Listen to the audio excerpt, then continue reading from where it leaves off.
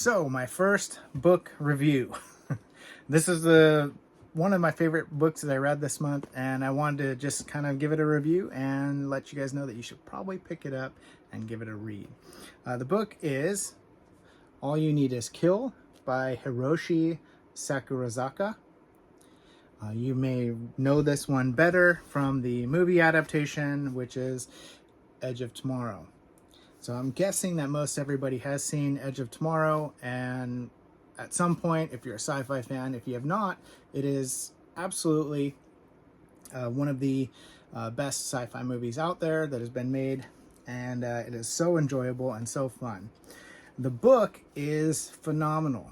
Now, the movie adaptation or the movie tie-in novelization is basically the exact same book. The movie itself, which I read the book and then watched the movie right after. The movie itself is a little bit different. So you have in the movie Tom Cruise. He is basically like a military sergeant of some kind, or a captain or something like that. I forget what it was exactly. And he gets kind of demoted down to being a grunt. And so he wakes up on base and he's confused why he's there and all this stuff. And the premise of the story is that he goes into battle and dies, but then immediately wakes up the next day in the same exact thing, same exact spot, and everything's happening over and over and over again the same way. It's like Groundhog's Day, and he's trying to figure out how to get out of this time loop. So in the movie, Tom Cruise, Emily Blunt, it is kind of done in a way where he's doesn't have a lot of experience. He's like he doesn't like to fight. He wants to get out of the battle, so he tries to avoid it by doing press conferences or whatever. And so in the book, though, it's a little more, he's actually part of the platoon, and he isn't really, he's kind of a rookie. He hasn't been trained very well, and so they're both without experience. So there's kind of the similarities there. And the book is absolutely phenomenal. I loved every bit of it. I loved the first chapter. I immediately was like, this is great. I can't wait to read more of this. I'm excited. And I just kind of went right through it.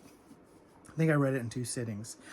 Then I also found the graphic novel version.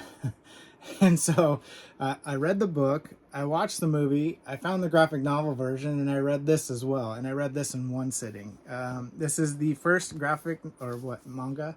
I guess it's not a graphic novel.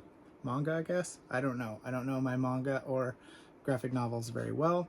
But I read this in 1 sitting. So they're not super, it's not like the book where it's a lot of dialogue. It is a lot of pictures and just short little snippets, but this pretty much follows the book exactly. It's almost like word for word, and it is so good. It's so cool to see the little pictures.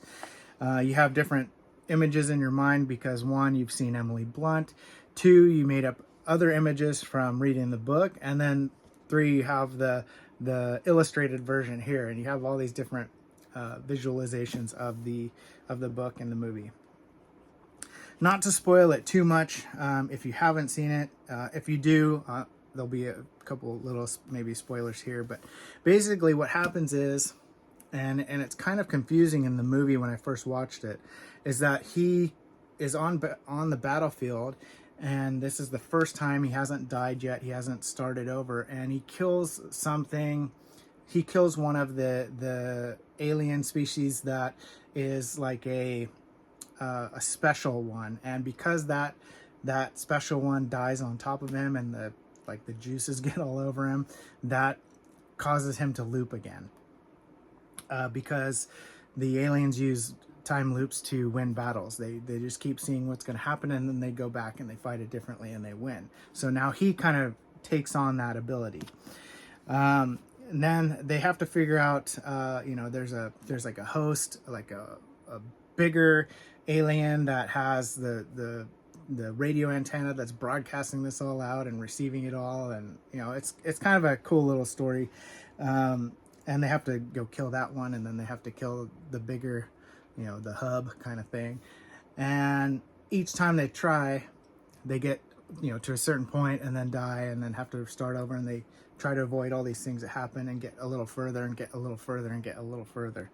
And so it's really really neat. I did notice in the movie that they did reference things that you wouldn't have known unless you saw the book, read the book. There's parts about coffee being in there that are kind of important. She's making actual coffee for him in there, and it's like, whoa, this is this is because in the book she had a love of like fresh coffee that was made, and she got one of the last batches, and it was a big deal to her. And it's just neat things like that. There's little throwbacks too there in the movie. So once you watch it, or once you read it and then go back and watch it, you'll probably appreciate it a little more. I would give this, for me, I would give this 5 stars. This to me just hit every button. It has a sci-fi element. It has a kind of, it's not horror, but there's like a terror element to it, where there's like, what would you do? How do you get out of this? That fear of like no matter what happens, you're never going to make another actual connection with somebody again, because it'll be lost tomorrow and you have to start over and they won't even know you. It's just that's kind of terrifying. Like, and throughout it, he's starting to build these relationships with people, and he's seen them 200 times or had conversations with them 200 times, and he's gotten to know them, and then the next day they don't even know who he is. And it just, that how frustrating and how terrifying and how just debilitating or whatever, it would just draw you down and just, oh, I just want to give up kind of thing. There's a lot to it that are worth reading, worth picking up, worth your time, even if you've seen the movie. I think the movie does it justice, but I certainly love the book better. Even though the movie is phenomenal, I really enjoyed the book. If you're into manga, this is the first one I ever read. I think I mentioned that. I've never read another manga before, so this is the first one I picked up. I loved it. If you're into it, it's done very well. The storyboards are by Ryosuke Takeuchi, and the art is by Takeshi Obata. So, and it's from the creator of Death Note, if that helps any. So there's the reference.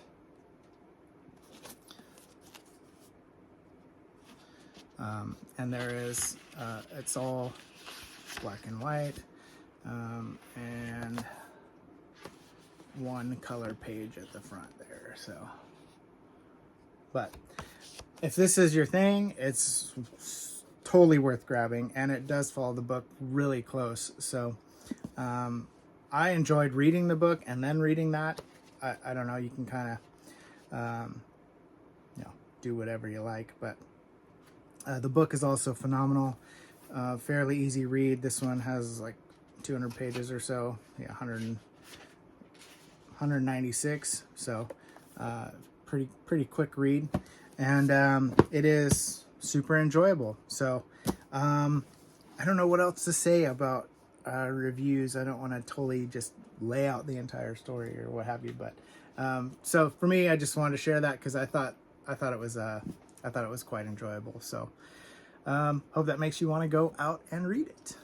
Catch you later.